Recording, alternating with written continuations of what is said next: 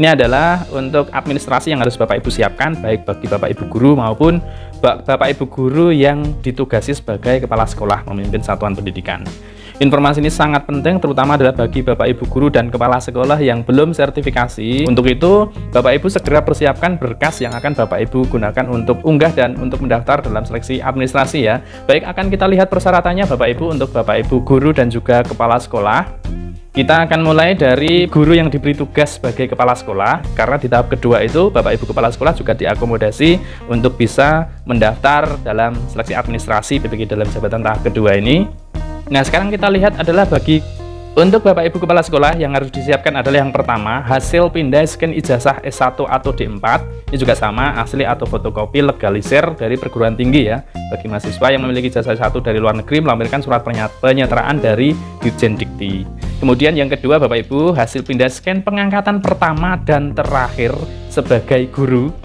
Ini pengangkatan pertama dan juga pengangkatan terakhir Bapak Ibu, asli dan juga fotokopi. Jadi untuk Bapak Ibu kepala sekolah sedikit berbeda ya di poin kedua.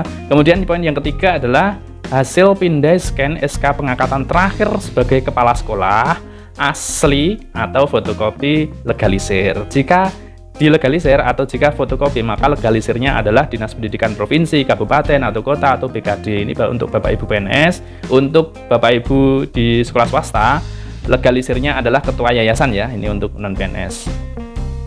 Kemudian yang keempat Bapak Ibu, hasil pindai scan fakta integritas yang ditandatangani dan dibubui meterai 10.000. Bapak Ibu guru, yang harus Bapak Ibu persiapkan yang pertama adalah hasil pindai scan ijazah S1 atau D4, asli maupun fotokopi.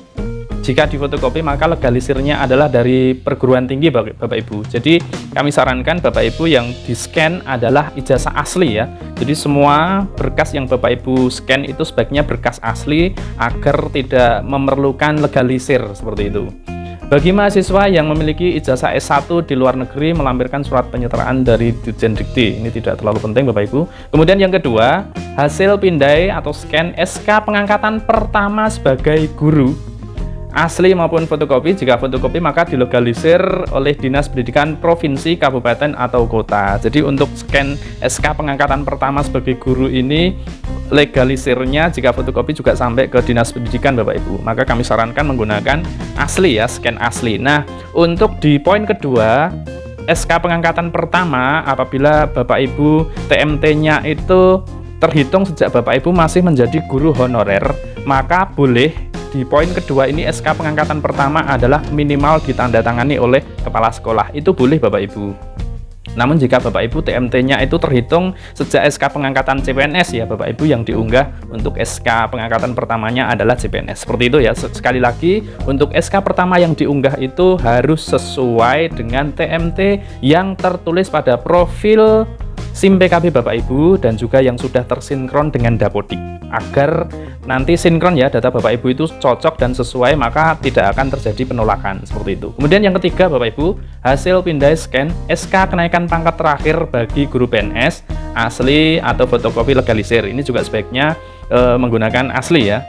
Jadi misal SK terakhir di 2021 terakhir itu Bapak Ibu ada kenaikan pangkat ya, terutama untuk Bapak Ibu PNS sudah 3B atau 3C dan sebagainya, itu yang diunggah adalah SK kenaikan pangkat terakhir. Ini bagi Bapak Ibu guru PNS. Lalu bagi Bapak Ibu guru non PNS ya, yang diunggah adalah SK pengangkatan 2 tahun terakhir ya. Jadi yang Bapak Ibu miliki di 2 tahun terakhir yaitu 2021 dan 2122. Ini bagi Bapak Ibu guru non PNS, asli atau fotokopi legalisir. Jika legalisir, maka yang berhak legalisir adalah Dinas Pendidikan Provinsi, Kabupaten atau Kota atau BKD. Ini bagi Bapak Ibu PNS. Dinas Pendidikan Provinsi, Kabupaten, Kota atau BKD ini bagi PNS yang ditugaskan sebagai guru oleh Pemda ya, yang diberi kewenangan. Maka kami sarankan untuk SK-nya adalah SK yang asli ya Bapak Ibu.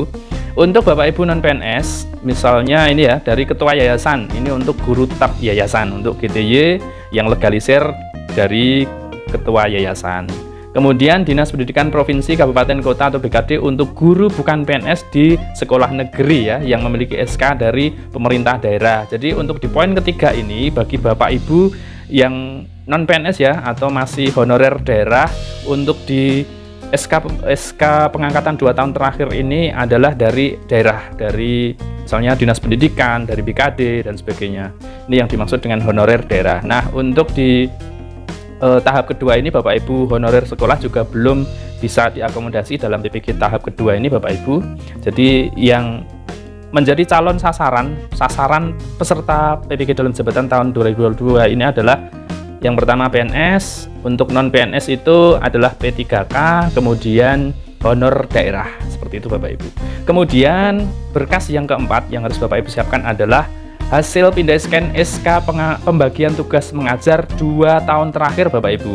Nah, ini juga di tahap 1 yang lalu Bapak Ibu ada penolakan di sini karena yang diunggah bukan 2 tahun terakhir ya, atau di tahun terakhir itu Bapak Ibu namanya tidak di sana, tidak ada di dalam SK pembagian tugas. Jadi SK pembagian tugas mengajar 2 tahun terakhir itu di dalam nama Bapak Ibu sebaiknya juga di stabilo. Ini untuk mempermudah Bapak Ibu verifikator atau petugas validasi itu membaca data Bapak Ibu akan lebih mudah sehingga akan segera disetujui. Jadi untuk tahun ajaran ya, dua tahun ajaran yaitu 2020-21 dan 21-22. Jika SK pembagian tugas Bapak Ibu itu diberikan per tahun, maka Bapak Ibu berarti melampirkan 2 tahun atau 2 lembar. Jika Bapak Ibu diberikan SK pembagian tugas mengajarnya itu adalah setiap semester, berarti Bapak Ibu mengunggah 4 dokumen ya, 4 semester seperti itu. Sebaiknya juga asli Bapak Ibu. Namun jika fotokopi pun yang legalisir kepala sekolah ya, karena yang menerbitkan ini adalah kepala sekolah. Kemudian yang kelima Bapak Ibu, hasil pindai atau scan fakta integritas yang ditandatangani dan dibubui meterai ya. Formatnya juga disediakan. Ini tentu saja asli Bapak Ibu karena harus tanda tangan basah dan juga bermeterai 10.000. Ini fakta integritasnya. Ini adalah untuk administrasi yang harus Bapak Ibu siapkan baik bagi Bapak Ibu guru maupun Bapak Ibu guru yang ditugasi sebagai kepala sekolah memimpin satuan pendidikan.